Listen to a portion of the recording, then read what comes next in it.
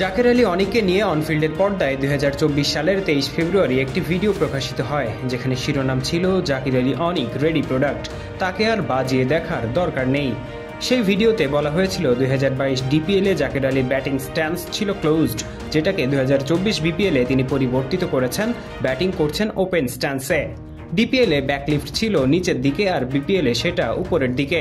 Shot খেলার সময় bat ডিপিএলে point করা ছিল উইকেট কিপার বরাবর, আর বিপিএলে ব্যাট সুইংয়ের কার্যকারিতা বাড়ানোর জন্য ব্যাট থাকছিল ফাইন লেগ বরাবর। এই যে অ্যাডজাস্টমেন্ট কিংবা প্রয়োজন বুঝে খেলতে পারা, গেম সিনারিও বুঝে সেই অনুপাতে ব্যাট করার চিন্তা করার কারণেই জাকের আলীকে বলা হয়েছিল রেডি প্রোডাক্ট।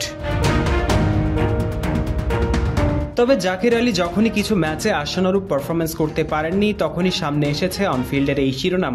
ঠাট্টার খোরাক হয়েছেন জাকের আলী রেডি প্রোডাক্ট এই কথা। জাকের আলীকে নিয়েও কম হয়নি ট্রল, তবে বরাবরের মতোই জাকের উন্নতি করেছেন, ব্যাট হাতেই জবাব দিয়েছেন।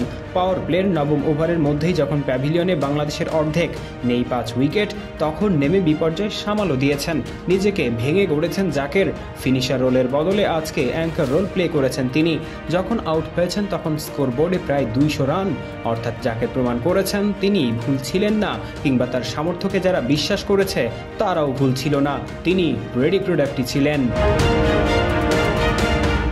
আমরা পাওয়ার জেনারেশন, শক্তি চুমুকে অ্যাকশন, পাওয়ার চুমুকে অ্যাকশন। ঠিক একই রকম কথা বলা হয়েছে তাওহিদ হৃদয়ের ক্ষেত্রেও। মাত্র 6 দিন আগেই ফেব্রুয়ারির 13 তারিখে একটা প্রতিবেদনে বলা হয় তাওহিদের ফর্ম দুশ্চিন্তার নয়, শটের রেঞ্জ বাড়াচ্ছেন তিনি। এই কথা নিয়েও হয়েছে সমালোচনা, হাসি তামাশা। সেখানে বলা হয়েছিল তাওহিদ নিজেকে ভেঙে গড়ছেন, প্রিমেডিটেটেড হয়ে লেগ সাইডে শট না খেলে সিচুয়েশনকে অ্যাসেস করছেন, পরিস্থিতি বুঝে বলের মেরিট বুঝে তিনি শট খেলছেন। চ্যাম্পিয়ন্স ট্রফিতে সেটাই হতে পারে বাংলাদেশের আশার আলো। হলো সেটা, ক্যারিয়ারের প্রথম সেঞ্চুরি তিনি আদায় করে নিলেন, তাও আবার ভারতের বিপক্ষে এই চ্যাম্পিয়ন্স ট্রফির ময়দানেই। তাই হৃদয়ের ফর্ম দুশ্চিন্তার ছিল না।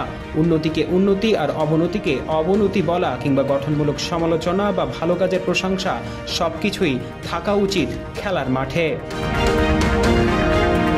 পারভেজ ইমাম, অন ফিল্ড।